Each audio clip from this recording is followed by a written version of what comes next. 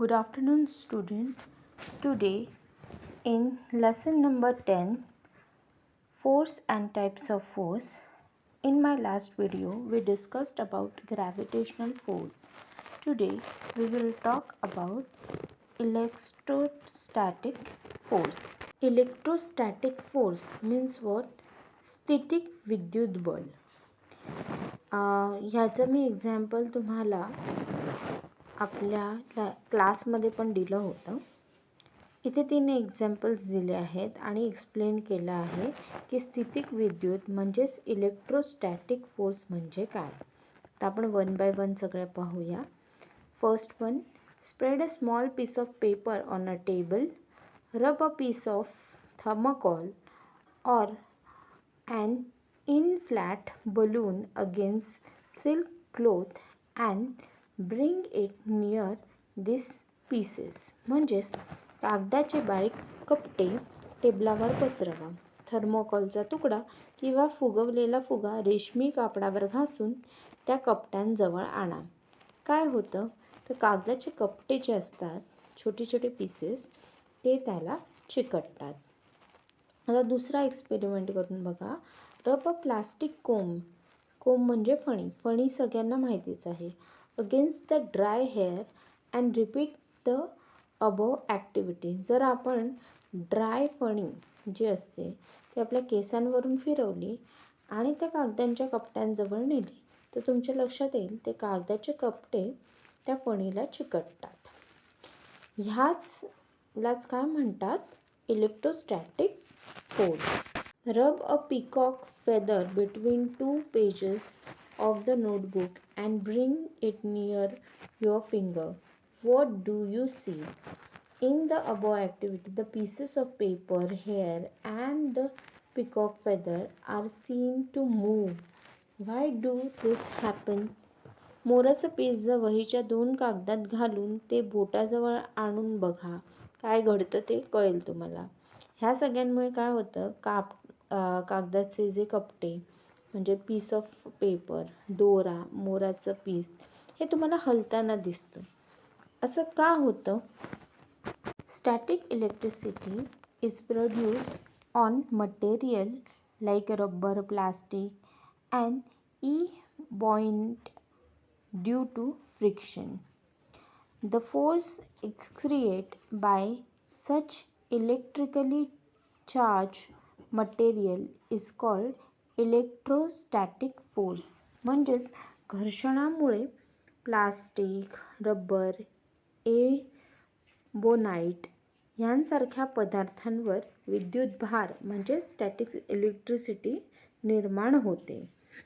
अशा विद्युतभारित पदार्थांमध्ये जे बल निर्माण होते त्यालाच इलेक्ट्रोस्टॅटिक म्हणजेच स्थितिक विद्युत बल असे म्हणतात. यातील एखादा प्रयोग तुम्ही केला तर तुम्हाला लक्षात येईल की इलेक्ट्रोस्टॅटिक फोर्स म्हणजे काय. Now we will see combined force. Combined force म्हणजे एकत्रित बल म्हणजे काय. While an action is taking place, various types of a force act on the object in question. You might have seen a roller coaster or the jiggling of a sailboat on the seashore. A variety of force act together in this case. To obtain more information about this, type a word trig science in Google search on the internet. ह्याचाच अर्थ असा आहे, एखादी क्रिया घडत असताना विविध प्रकारची बले वस्तूंवर कार्य करतात व ती क्रिया पूर्ण होते. रोलर कोस्टर, सेलबोट यांच्या कसरती तुम्ही पाहिल्याच असाल. त्यामध्ये विविध प्रकारची बले एकत्र आलेली असतात. याविषयी अधिक माहिती घेण्यासाठी इंटरनेटमध्ये गुगल सर्चमध्ये ट्रिग सायन्स असे टाईप करून त्याची माहिती मिळवू शकता. तुम्हाला बोट्स माहिती आहेत जे पाण्यावरती म्हणजे समुद्रावरती बोट्स घेऊन लोक जातात आणि त्या बोर्डवरती चढून पाण्याची जशी वेव्ह म्हणजे लाटा येतात ते त्या बोर्डवर बसून पाय त्याच्यावर स्टेबल ठेवून त्या लाटांवरती ते त्या वेव्ह बोर्डने राईड करत असतात. हे तुम्ही सगळ्यांनी पिक्चरमध्ये वगैरे पाहिलंच असेल. आता थोडी गंमत करूया. इथे काय दिलं आहे, प्लास्टिकच्या रंगीत कागदांचे मासे तयार करायला सांगितले आहेत. माशाच्या एका बाजूला टाचणी लावायची, खोल भांड्यात पाणी घ्यायचं, त्यात मासे सोडा, मासे पाण्यावर तरंगतील. एक चुंबक घ्या व पाण्यावरून फिरवा. अशी विविध खेळणी करता येतील का आणि कशामुळे? ॲक्च्युली स्पीकिंग हा एक एक्सपेरिमेंट आहे, तुम्ही घरच्या घरी करून पाहू शकता. टाचण्या सगळ्यांच्या घरात असतातच. टाचण्या माशांच्या आकाराचे कागद कापून त्यांना लावायच्या आणि त्या पाण्यात खोलगट भांडं असेल तुमच्याकडे त्याच्यात सोडायच्या आणि त्याच्यावरून जर चुंबक फिरवलं तर तुम्हाला लक्षात येईल की टाचण्या त्या चुंबकाकडे आकर्षल्या जातात आणि ते मासे खरोखर असे फिरायला लागतात. हे एक गमतीशीर पार्ट आहे. प्रॅक्टिकली करून पहा, तुम्हाला काय होतंय ते मला सांगायचं आहे ह्या प्रयोगानंतर. त्याच्यानंतर आहे what we learn. What we लर्नमध्ये आपण काय शिकलो ते इथे एक्सप्लेन केलं आहे. Force is required to bring about any action. Force is necessary for making an object move, to change the directions of a motion and also to change the shape of an object. म्हणजे दैनंदिन जीवनामध्ये विविध क्रिया पार पाडण्यासाठी बलाची आवश्यकता असते. वस्तू गतिमान करण्यासाठी किंवा दिशा बदलण्यासाठी तसेच वस्तूचा आकार बदलण्यासाठी बलाची आवश्यकता असते.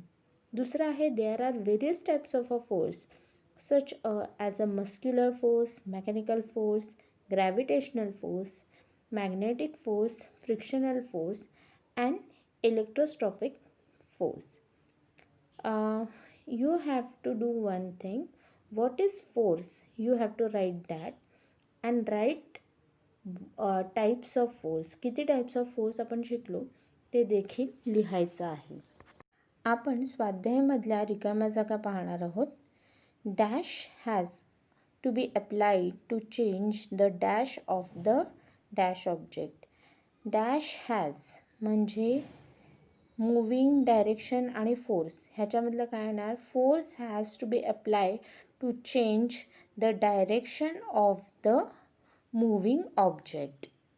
Second one आहे when the elephant drags a wooden log over the land, the force that are applied on the log are dash muscular force and dash. कुठले कुठले आहेत, एक तर ग्रॅव्हिटेशनल फोर्स आहे, मस्क्युलर फोर्स आहे आणि तिसरा आहे फ्रिक्शनल फोर्स. म्हणजे हत्तीला लाकडाचा उंडका जमिनीवरून ओढून नेताना कुठले कुठले फोर्स लावावे लागतात हे इकडे विचारलं आहे. ह्याची जी एक्सरसाइज आहे म्हणजे स्वाध्याय आहे त्याचा सेपरेट व्हिडिओ मी पाठवला आहे, चेक करा तो. ती लिंक ओपन करून त्याच्यामधली क्वेश्चन आन्सर्स नीट पहा, वहीमध्ये लिहून ठेवा. क्वेश्चन नंबर 2 आणि क्वेश्चन नंबर 1 आज मला पाठवायचं आहे. 2 रिकाम्या जागा मी सांगितल्या आहेत, बाकीच्या तुम्ही लिहायच्या आहेत. त्याच्यामध्ये सगळे एक्सप्लेनेशन आहे. नीट स्वाध्याय बघा आणि वहीत सोडवून ठेवा. आज क्वेश्चन नंबर 1, 2 पाठवा. That's it for the day. Bye.